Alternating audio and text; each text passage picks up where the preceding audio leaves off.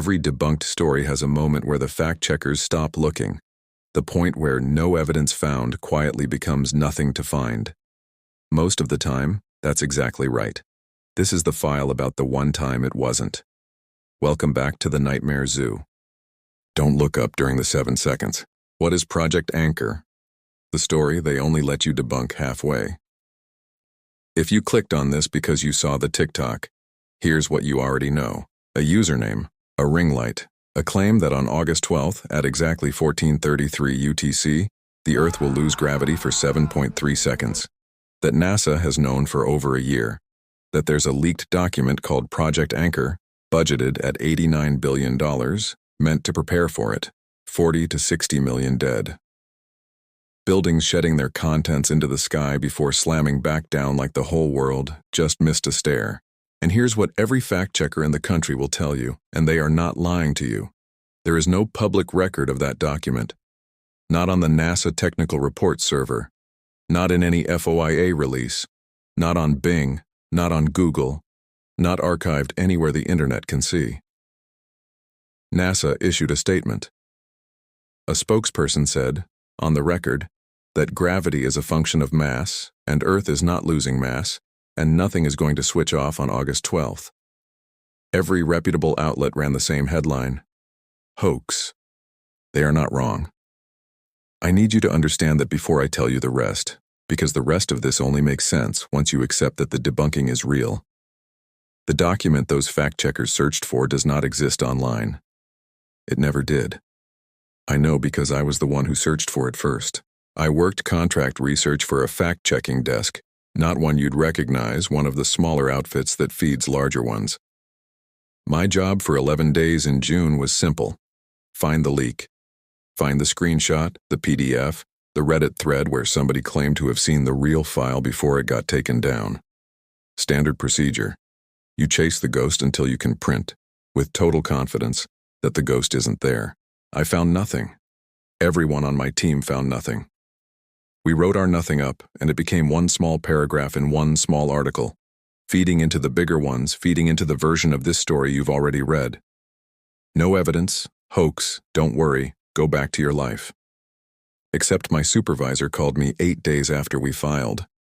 Not about the article.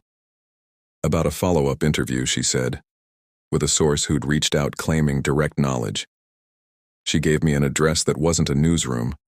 A man met me in a parking garage instead of an office, which should have been the first sign I ignored. He didn't have a leaked document either. He had something more convincing than a document. He had the shape of one, described from memory, because he said he'd been in the room where an actual copy was read aloud and then burned on purpose, the same week the TikTok went viral. Not to destroy the truth, he said, but to make sure nothing existed for people like me to find. The hoax wasn't cover for nothing. The hoax was cover for something specific enough that a real leak would have been recognized instantly, and vague enough, a floating city, a countdown, a cartoon apocalypse, that once it was debunked, no one would look twice at the real shape underneath it. He told me Project Anchor was never about gravity switching off globally. That was the version built for TikTok, built to be laughed at, built to burn itself out in a news cycle. The real program was smaller, older, and had nothing to do with physics failing. It had to do with something that had already happened before, on other eclipse dates, in other centuries, under other names nobody bothered to fact-check because nobody had phones yet to film it. He used a word I haven't been able to stop turning over since. Recurrence. He said certain alignments, full darkness at midday, moon eating sun, the sky doing something it isn't supposed to do, don't cause anything. They reveal something. A thinness that's always there that just happens to show for a few seconds when the light does something the human eye has never fully adjusted to. And that on the other side of that thinness, something has always been listening for the exact 7 seconds when the world goes dark enough and still enough to slip through. He said the 89 billion wasn't for physics, it was for people. 12 of them at a time, chosen for how well they could sit still inside their own heads under pressure. The same kind of screening you'd use for astronauts, minus the part where anyone ever leaves the ground. Anchors, he called them. Not because they stop the pull, because they're heavy enough, in whatever way that matters on the other side, to keep the door from opening more than a crack. I asked him why he was telling a fact-checker this of all people. He said because I was the safest kind of person to tell. Because I'd already written the article saying it was fake and my name was attached to that denial, and nobody, not my editor, not my readers, not the 12 people currently somewhere being fitted for wires I'll never see, was going to believe me if I changed my mind now. He was right. I tried.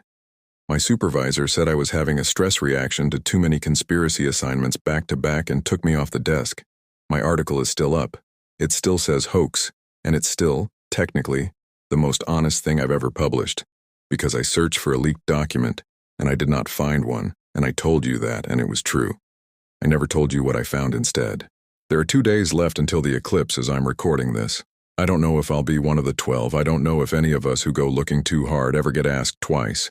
But if the sky goes strange for a few seconds on August 12th, and it doesn't feel like nothing happened, if it feels just for a moment, like something enormous held its breath and then let it out slow, I want you to remember that somewhere, off the record, off the server, off every page a fact-checker was ever allowed to search, 12 people were sitting very still so that you didn't feel a thing.